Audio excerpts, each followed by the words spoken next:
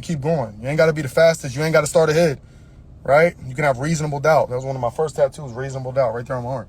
Obviously, Jay-Z's first album, but for me, it meant reasonable doubt. People have reason to doubt me. From a small town in West Virginia, my father's a crackhead. I grew up around nothing but drugs, pills, guns, people running up to the house, putting guns to our head, throwing me in the other room, domestic abuse, ADHD, AED, and LD classes, high school dropouts, like used to get bullied, in and out the hospital, anxiety attacks, severe social anxiety. You have reason to doubt me. It makes sense. But your reasons to doubt me are irrelevant because I won't stop and I'm going to outlast you. Right, that's my chest tattoo. All my tattoos are back when I was 19 before I got the knowledge, right? My most recent tattoo was like 8 years ago, but Outlast on my chest meant a lot to me because I'm like, all right, they may come from better upbringing. They might got family with money.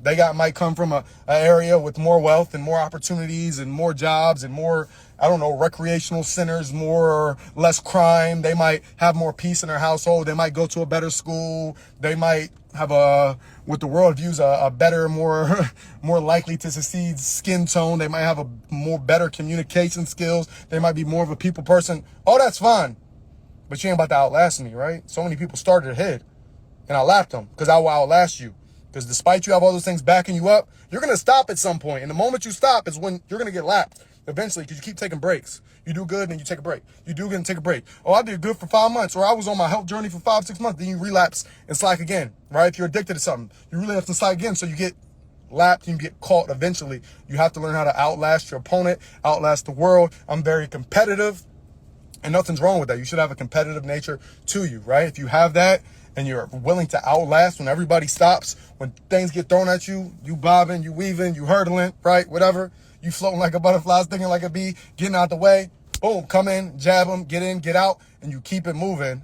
And eventually, you're going to be recognized as one of the greats, right? People are going to look up to you for information, for motivation, for knowledge in some sort of way, some form or fashion, if you were doing the right things during your journey.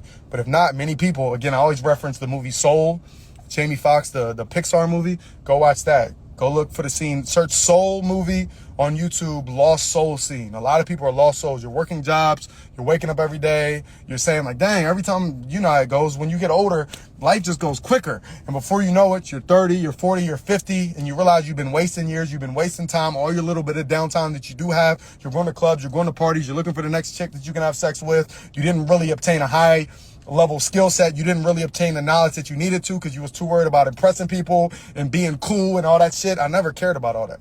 I got made fun of. I was not cool, anything like that, right? None of that mattered. Got no local support. I post on Facebook, 2 likes.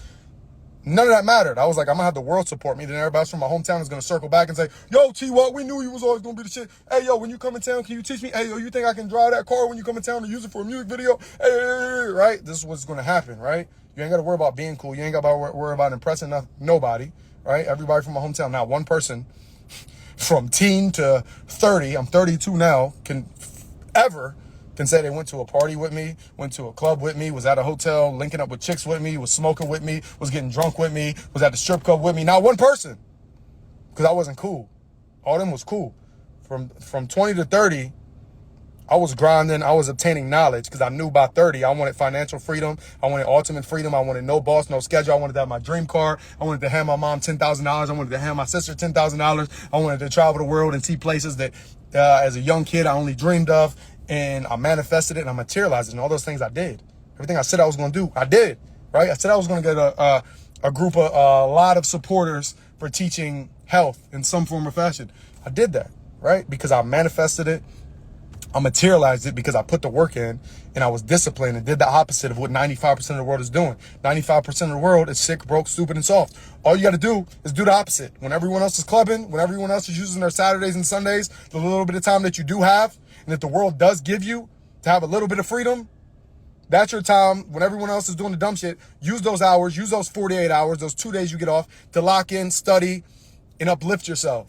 Because if not, you're going to use those hours to sleep. You're going to use those hours to do bullshit, dumb yourself down, and you're being selfish because when you're doing those things, you're actually holding your family back because you could be the one person to make the change in your whole family and your whole bloodline for whole generations to come if you are just disciplined. But you're selfish because all you care about is having a little bit of fun, smoking a little bit of weed, going and messing with this chick, all that shit. When you know that wasn't the right thing to do. Deep down in your soul, I believe everyone knows like that probably wasn't in my best interest. Looking at my bank account, I probably should have been doing something else. Looking at my situation, knowing what I got to go to on Monday and how much I hate it and how miserable it makes me. And it just, that probably wasn't the best idea, but I'm going to do it anyway because I ain't got no discipline and I want to be cool and I want to fit in and buy shots at the bar with money I can't afford and all these other things. See what I'm saying?